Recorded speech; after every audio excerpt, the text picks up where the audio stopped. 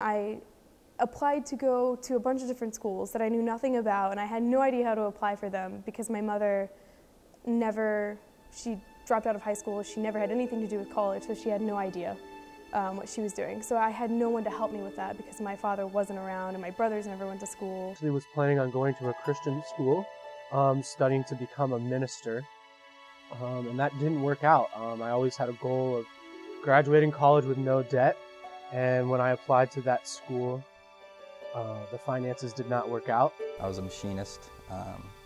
It had good, health benefits and stuff like that. If I wanted to stay there, it was a great job for having a high school diploma. But I felt my potential was better. I could do more. Everybody started going to jail and getting shot, so I was like, well, I better do something because I don't want that to happen to me. It's embarrassing and humiliating when you're sleeping on someone's floor and you're eating their food because you can't afford to buy anything, and I'm not willing to do that again. But I'm glad that I did it this one time because I really want to pursue a career in science.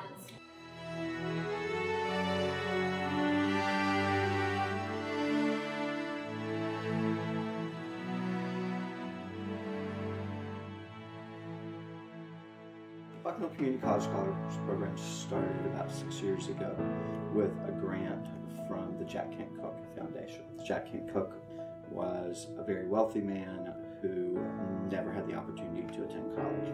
So after he passed, his foundation then has been very instrumental in providing opportunities for community college scholars.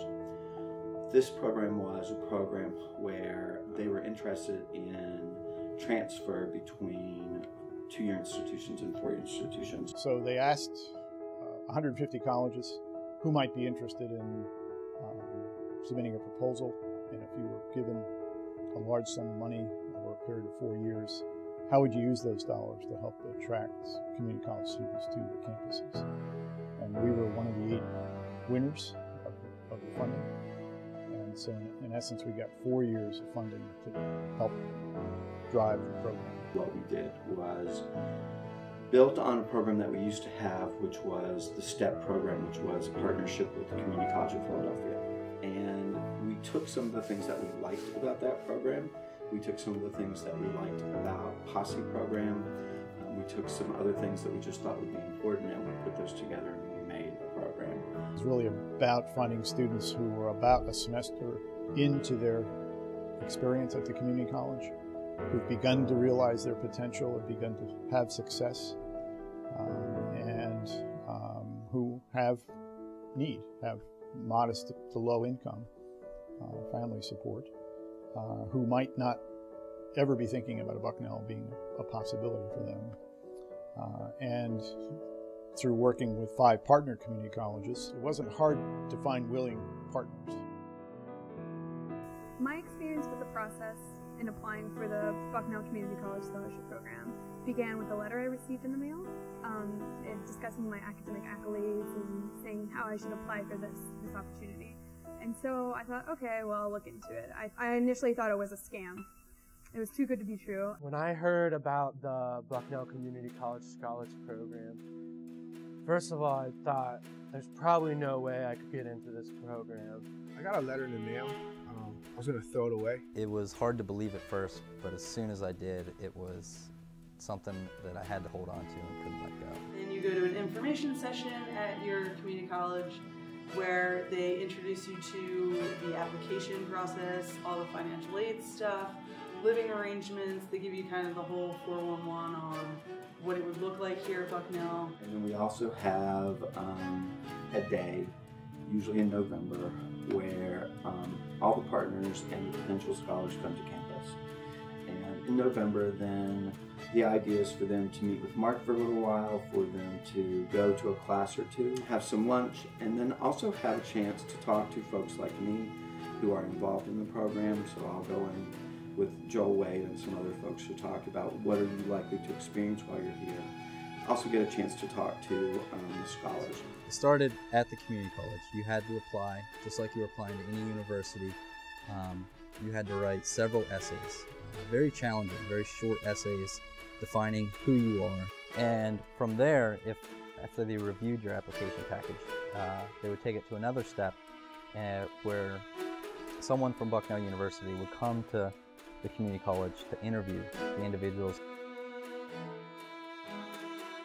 When I did get accepted into the program, I jumped up and down in the common room of my campus, screaming, and I ran into the student government office and hugged my advisor and hugged everybody in there and called my mom. I was proud, you know, it was great.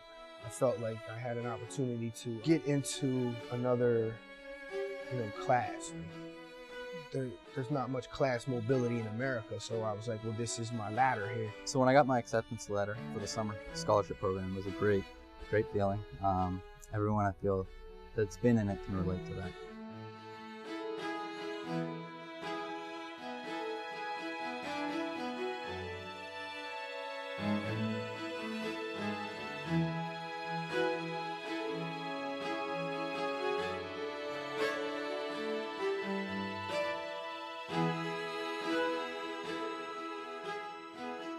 The summer program is a 6-week-long, intense, 2 courses, living together, eating together, doing activities together experience with you and approximately 30 other people from 5 different community colleges in the tri-state area.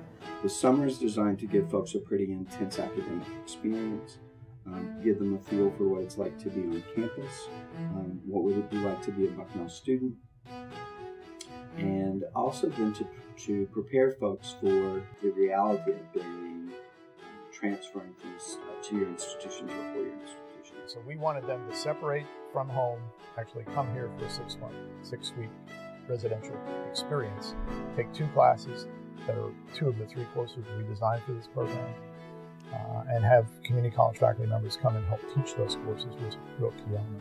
There's activities that are planned together. You guys have mentors, you have a program coordinator, and then you also have teaching assistants for your classes. You have study hours that are set up throughout the day. You have weekly meetings with your mentors. You have community service opportunities. You have extracurricular activities, going to the movies, going kayaking, doing a ropes course, which is great for community building. It's, you know, nothing big. It's a very light summer. No, it's an intense 6-week program. First, we all started out playing volleyball and everything was social, and those of us that could went to the bar, we had drinks, it was a good time. And then once the classes started, it was like, wow, you know, this is intense, you know. Taking a whole semester's worth of work and putting into 7 weeks. The academic side was really definitely challenging, and although I was in the honors program at my community college, and those were really challenging for me, the classes here at Bucknell took that to another level. By the time I got here, I thought, it's impossible, I'm never going to be able to do it, I give up right now. And then we got here and it was manageable. There was 1 week that was pretty bad, but for the most part, I could do it. And there were a couple of people who I bonded with really, really deeply, and those people saved me on a daily basis. Taking 2 classes in a 6-week period was definitely really intense.